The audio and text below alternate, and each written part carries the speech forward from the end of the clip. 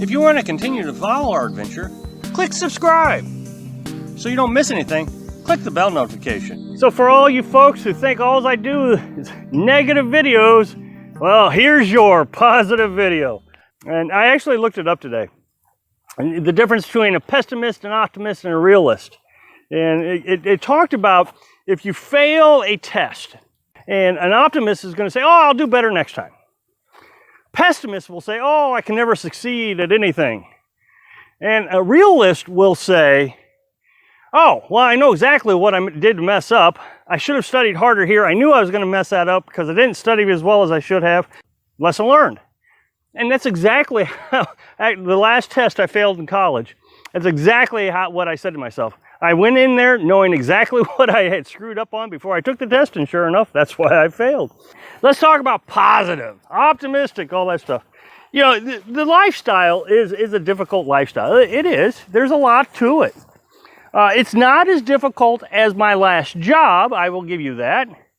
But there is this huge learning curve that just takes a while to get accustomed to. Well, this has been a struggle, trying to learn how to go about doing this lifestyle, how to find water, how to find campgrounds, how to find internet. Internet has taken me a long time to learn.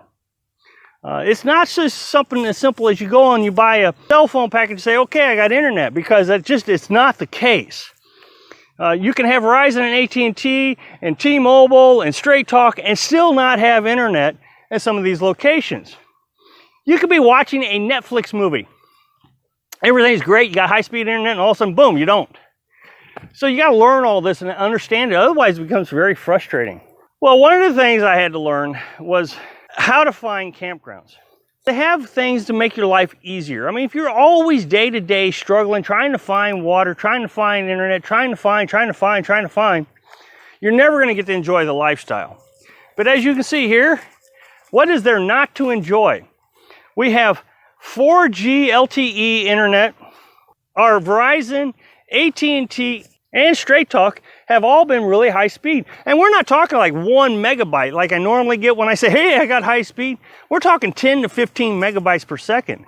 Texas has made it really simple.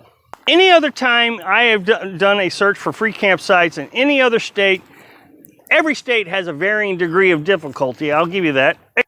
But I'm going to have to say it appears that Texas is just amazing. This is a little county park where we've been. And it's been like this most all week. Now the weekends get a little busy, but even when they're busy, there was a camper right there over this last weekend. Had 3 campers, a bunch of trucks. They partied really hard, and I made a video about that. And I'll put a link to that video right here.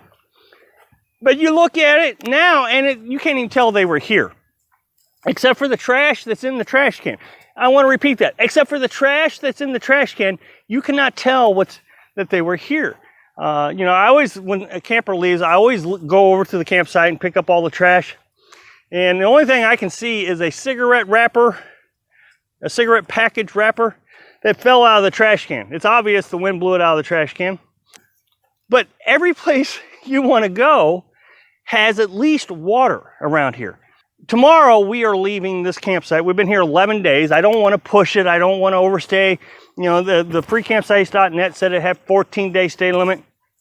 We're going to leave it 11 days. And so I've been planning on driving 170 miles southwest of here, just south of Dallas, Texas. And there's 2 Army Corps of Engineers. So we're kind of getting ready today. You know, I'm filtering some Berkey water, getting ready to leave like I do all the time.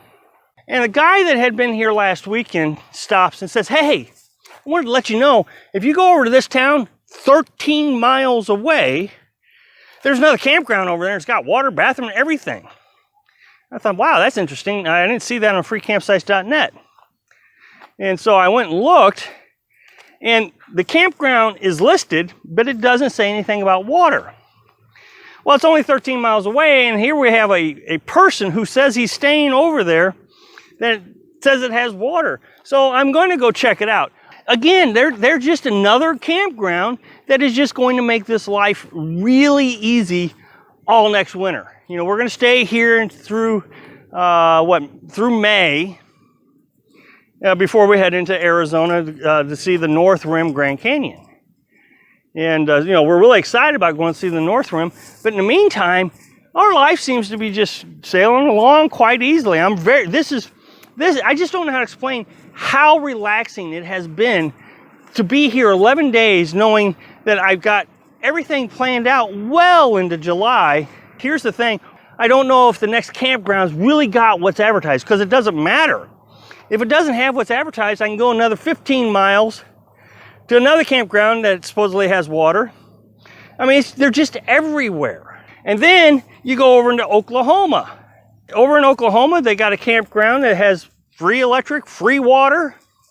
It really is a lot less stressful knowing that no matter where I go, I'm going to be able to find some place to stay without having to worry about finding water, internet, and all the things that we need to survive this lifestyle. I don't know how much more positive I can get on this, but Texas has been absolutely phenomenal. So anyway, after we go to Arizona, you know, I've said that we're going to try to go up through Wyoming and Oregon and Washington, and then we're going to come on back down. We'll hit Arizona, just get it out of the way, because so many people tell me I got to go there. You know, right around October, November time frame, I feel like we should be right there at Quartzsite for 2 weeks. I'm not staying through the winter, because why would I want to stay in Quartzsite, having to go buy water all the time, when I can just come down here to Texas, end up at the Gulf of Mexico again? You know, last winter we stayed in Florida on the Gulf of Mexico, and everybody who watched my videos commented how beautiful the water was. Well, why not do it again, except this time in Texas, without the stress of us having to try to find campgrounds all the time.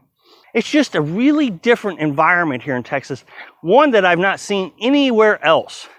And I've traveled a lot in the United States, a lot. Thank you, Texas. Thanks for watching. Like if you like video, and happy travels.